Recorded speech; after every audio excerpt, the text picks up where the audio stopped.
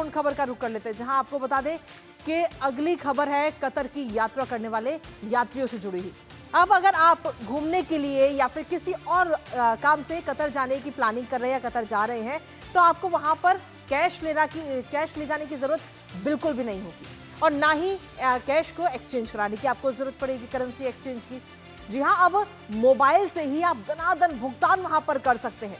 दरअसल आपको बता दें कि सरकार ने देसी भुगतान प्रणाली यानी यूपीआई का विस्तार दुनिया के तमाम देशों तक कर चुकी है और अब इस लिस्ट में, इस सूची में कतर का नाम भी शामिल हो चुका है।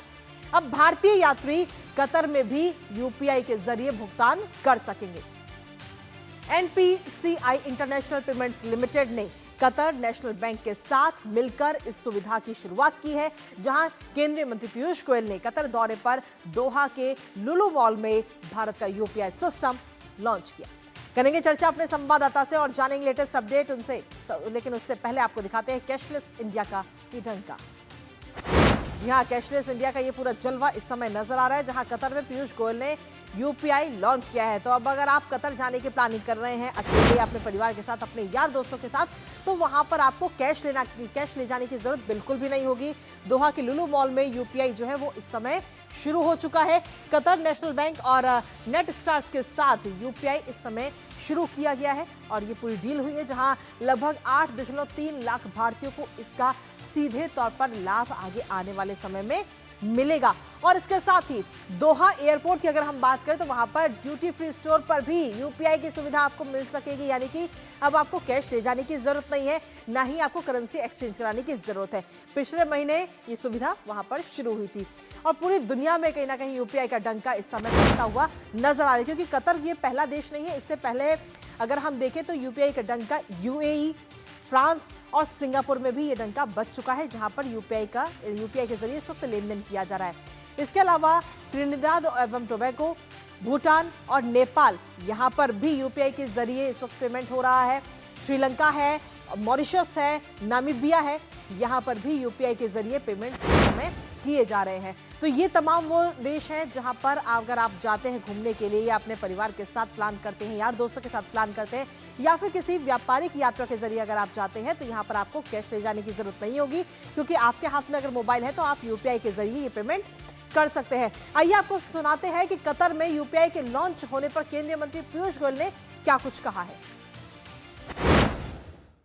यूपीआई बहुत ही सरल है, बहुत ही सस्ता है और सार्थक रूप से व्यापार बढ़ाने का एक साथी है। कतार और भारत के बीच व्यापार बढ़ाने के लिए, कतार और भारत के लोगों के बीच, खास तौर पे जो 8,30,000 भारतीय मूल के लोग कतार में काम करते हैं, सेवा करते हैं, यहाँ की अर्थव्यवस्था को बल देते हैं, उनके लिए भी अपने घर के साथ जुड़े रहने के लिए, अपने देश में कभी पैसा भेजना हो, कभी स्वयं जाना हो, हर एक चीज़ में सरलता का एक माध्यम यूपीआई साबित होगा।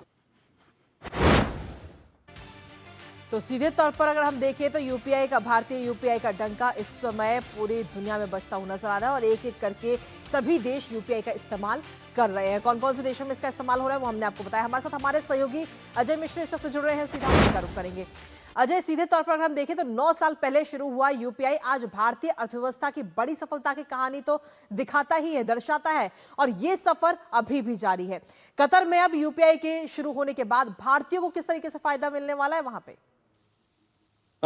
देखिए, इसके दो आयाम देखे जा सकते हैं। पहला तो जो डायरेक्टली वहां पर जो लोग भारतीय रहते हैं, जो अपने घर वापस रेमिटेंसेस भेजते हैं, मतलब अपनी कमाई का कुछ हिस्सा भेजते हैं, उनको यूपीआई के जरिए पेमेंट करने में काफी आसानी होगी। और ये ऐसा माना जा रहा है कि ये जो शुरुआत हुई है लुलु के एक मॉल में, उसका एक्सपेंशन और होगा, क्योंकि जो नेशनल बैंक ऑफ कतार है उसने इसको अडॉप्ट किया है। तो पहला तो रेमिटेंस है, जिसकी कॉस्ट बहुत ज्यादा होती है, और आपको याद होगा कि G20 में जब जो चर्चा चली थी कि जो फॉरेन ट्रांजेक्शन हैं 6% के आसपास जो कॉस्ट ऑफ रेमिटेंसेज आते हैं उसको कैसे कम किया जाए, 3% के आसपास लाने की उम्मीद की जा रही है। तो जो यूपीआई है वो काफी स्मार्ट होगा, काफी सस्ता होगा। दूसरी चीज ये कि जो कतर और भारत के बीच में अब हम फ्री ट्रेड एग्रीमेंट की बात कर रहे हैं, आगे चलते हुए जब ट्रेड एक्सपैंड होगा और जो $15 बिलियन का जो ट्रेड है वो बढ़ करके $30 बिलियन के स्तर पर जाने की उम्मीद जो जताई जा रही है, उसमें ये जो ट्रांजैक्शंस हैं यूपीआई के जरिए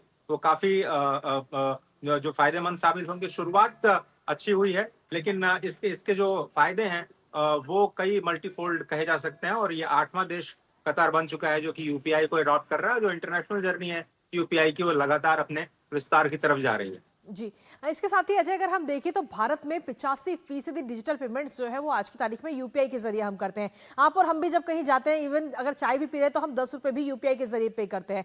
और अब सिर्फ भारत नहीं बल्कि पूरे विश्व में ही यूपीआई का विस्तार हो रहा है। इसको कैसे देखते हैं और कितना फायदा अर्थव्यवस्था पर पड़ेगा इसका?